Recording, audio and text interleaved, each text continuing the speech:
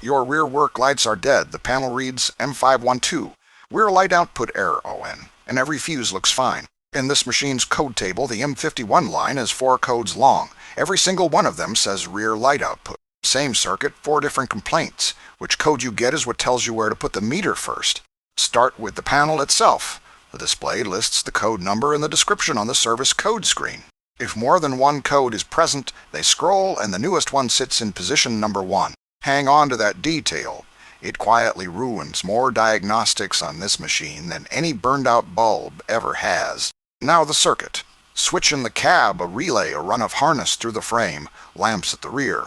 The controller doesn't just flip that output on and walk away, it watches the output and reports what it sees. So an M51 code isn't the lamp complaining, it's the controller telling you its own output didn't behave. That distinction is the whole video. Chase the lamp and you'll spend a Saturday on the wrong end of the machine. Code 1, M5102, rear light output error ON. The controller saw that output in a state it didn't like while it was on. Something in the path isn't matching.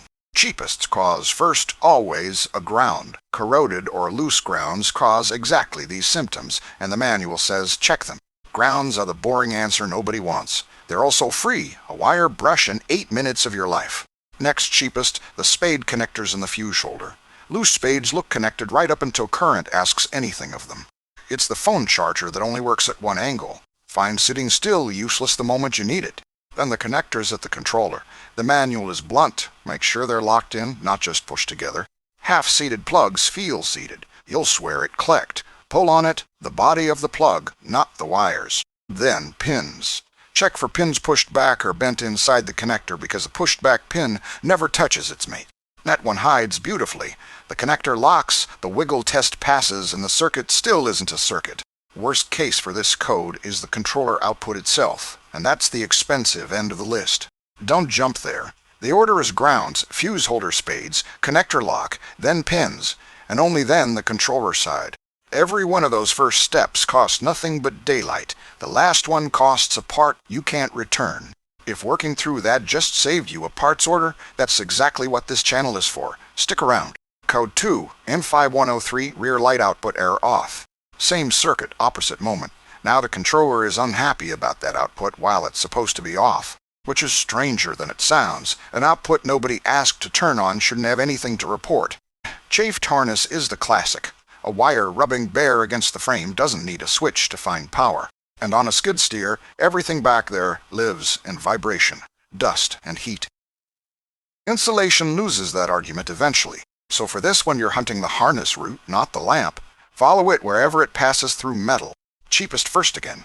Look where the loom is tied, where it crosses an edge, where somebody added a beacon. Aftermarket wiring, spliced into a light circuit, is the first thing I'd look for on any used machine. Then the same work. Locked connectors, straight pins, clean grounds. The list doesn't change, only the order does. Worst case, again, is the controller side, and again it's the last suspect, never the first one. Code 3 and 5107, rear light output open circuit. Open circuit is the honest one. Somewhere between that output and the lamp, the path is simply broken. Here, the cheapest cause, finally, is the bulb.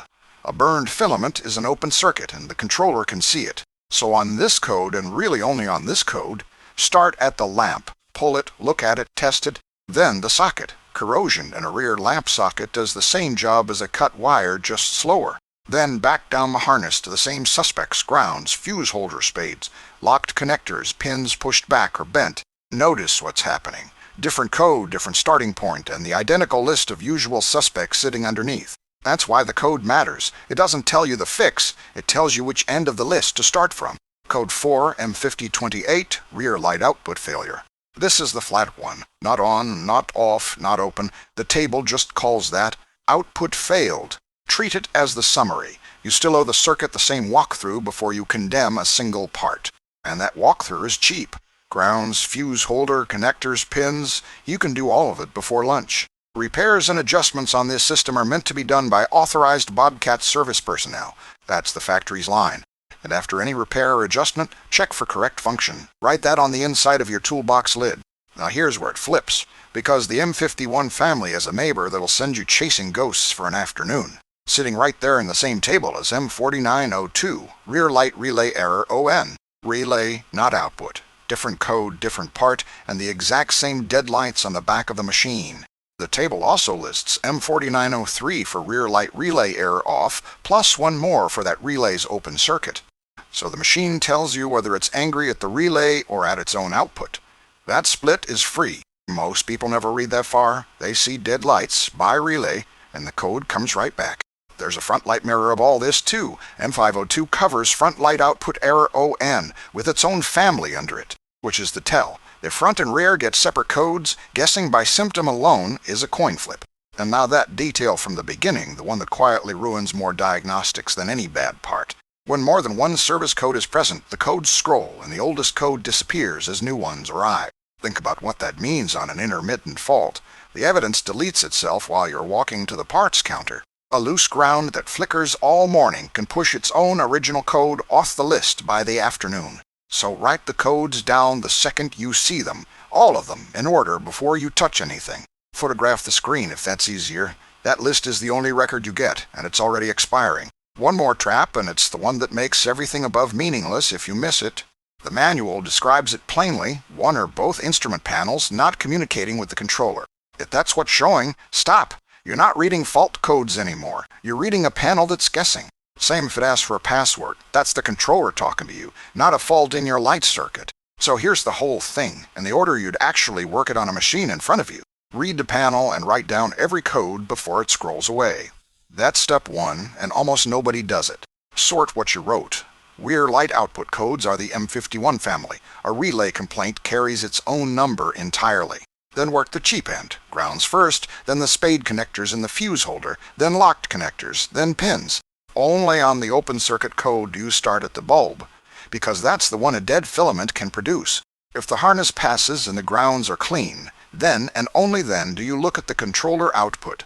That order isn't mine. It's the order the factory troubleshooting pages put in front of you, step by step. And it works because it's sorted by price.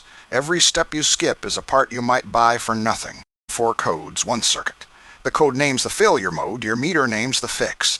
Learn that shape once and it transfers. The glow plug family, the starter family, they all read the same way, but never guess a code's meaning from its digits.